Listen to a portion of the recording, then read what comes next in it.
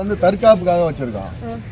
நாங்கள் யாரோ திருமுருகன் காந்தின்னு சொல்லிட்டு அவர் ஏதோ முற்றுகை போட்டோம் அண்ணன் வீட்டுக்கு வராராம். அதனால நாங்கள் நைட்டு 8 மணிலேருந்து இங்கே இருக்கிறோம். வருவார்னு பார்த்தா இது வரைக்கும் வரல. மணி வேறு ஆகுது, பிரியாணி வேறு ரெடி ஆகுது.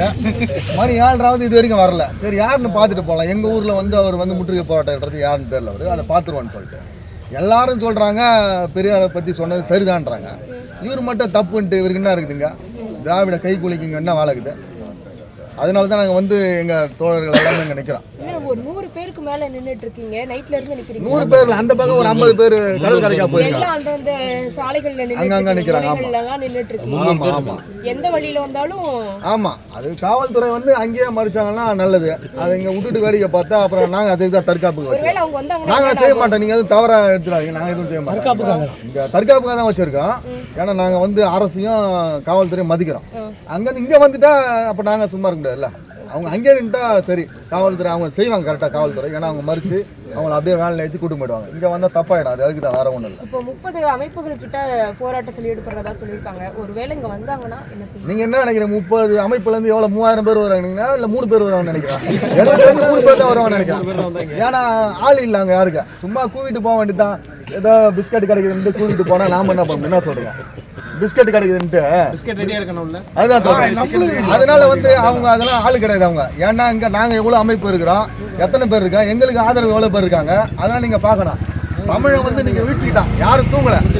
ஏன்னா உங்களுக்கு தெரியும் 8 மணில நாங்க இருக்கிறோம்னா அப்ப தமிழ் வந்து மாவட்ட செயலாளரும் சேர மாவட்ட செயலாளர் வந்திருக்காரு. அப்ப எல்லாருமே தூங்காம நாங்க வீழ்ச்சிட்டு தான் இருக்கிறோம். அதனால அவர் பாவம், அவர் வேலையை பார்த்தா நல்லா இருக்கும். தமிழ் தேசிய அமைப்புகள் கிட்டத்தட்ட பார்த்தீங்கன்னா ஒட்டுமொத்த தமிழ் தேசிய அமைப்புகள் இன்றைக்கி அண்ணன் சீமானுக்கு ஆதரவு நிற்கிறாங்க. நாங்கள் பார்த்தீங்கன்னா கர்நாடக தமிழர் பாதுகாப்பு இயக்கம் சொல்லிட்டு கர்நாடகா மாநிலம் பெங்களூர்லேருந்து வந்திருக்கோம். என்ன காரணம்னாக்கா, சீமான் ஒரு தமிழ் தேசியவாதி. அண்ணன் சீமானுக்கு எப்போ கருத்து முரண்பாடு எத்தனை அமைப்பு கருத்து முரண்பாடு இருந்தால் கூட இந்த சமயங்களில் வந்து தமிழனுக்கு தமிழ் ஆதரவு நிற்கணும். ஏன்னா தமிழ்நாட்டில் தமிழர் மண்ணுக்கு வந்து பெரியார் மண்ணு சொல்லிக்கணும்.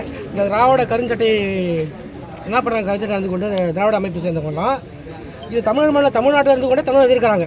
ஆனால் கர்நாடகத்தில் பார்த்தீங்கன்னாக்கா ஒரு கன்னட தேசியவாதிகளும் கன்னட அமைப்பினர் வந்து அங்கேருந்து ஒரு அமைப்பும் ஒரு கட்சியும் யாரும் எதிர்ப்பு தெரிவிச்சது கிடையாது, எதிர்த்து பேசவும் மாட்டாங்க. ஆனால் தமிழ்நாட்டில் மட்டும் தான் நமக்கான சாபக்கேடு. இங்கேருந்து கொண்டு பிற மொழியை சேர்ந்தவர்கள் நமக்கு எதிர்ப்பாக இங்கே இந்த மனு எதிர்த்து பேசுகிறாங்க. இது வன்மையாக கண்டிக்கத்தக்க விஷயம். நாங்கள் அண்ணன் சீமானுக்கு ஆதரவாக நாம் தமிழ் கட்சி மட்டும் கிடையாது, ஒட்டுமொத்த தமிழ் தேசிய அமைப்புகளும் ஆதரவாக நிற்கிறோம். அதனால் நாங்கள் பெங்களூர்லேருந்து வந்திருக்கோம். இப்போ முற்றுகையிட வரக்கூடியவர்களுக்கு என்ன மாதிரியான எச்சரிக்கை கொடுப்பாங்க? இது தற்காப்பு, எங்களுக்கு தற்காப்பு வச்சுருக்கோம். ஸோ அது வந்து அரசாங்கமும் அவங்க நடவடிக்கை செய்தவங்க இருக்கும். ஸோ மீறி அவங்க உள்ளே வந்தாங்கன்னா எங்களுக்கான தற்காப்புக்காக நின்றுருக்கோம், வேறு ஒன்றும் கிடையாது. திராவிடர் சொல்லிட்டு இருக்காங்களே. ஸோ திராவிடன் என்னன்னு சொன்னால் மலையாளி, தெலுங்கர், கன்னடம், பிற மொழியாளர் தான் திராவிடன்றாங்க. ஆனால் இந்த தெலுங்கு பேசுகிற மக்கள் மட்டும் ஏன் கொந்தளிக்கிறாங்க, எதிர்க்கிறாங்கன்னு தெரியல. இவங்க மட்டும்தான் இப்போ வராங்க. அந்த திருமுருகன் காந்தியை அவர் வேலையை பார்த்துட்டு ஒழுங்காக இருந்தால் ஓகே, பிரச்சனை கிடையாது. தமிழ்நாட்டில் எல்லாம் வாங்க வாழ்ங்க சந்தோஷமாக இருக்குன்னு தான் சொல்கிறோம். எங்களை ஆளுங்க நினைக்காதீங்க, இது உங்களுக்கு நல்லது இல்லைன்னு நினைக்கிறோம். வேறு ஒன்றும் நடந்துகிட்டு இருக்க பிரச்சனைகளை மனமாற்றத்துக்காக தான் நடந்துகிட்டு இருக்க நிறைய விஷயங்கள் நடந்துகிட்டு இருக்கு. அதை பற்றிலாம் யாரும் பேசலை. பரந்தூரில் போய் ஒரு பிரச்சனை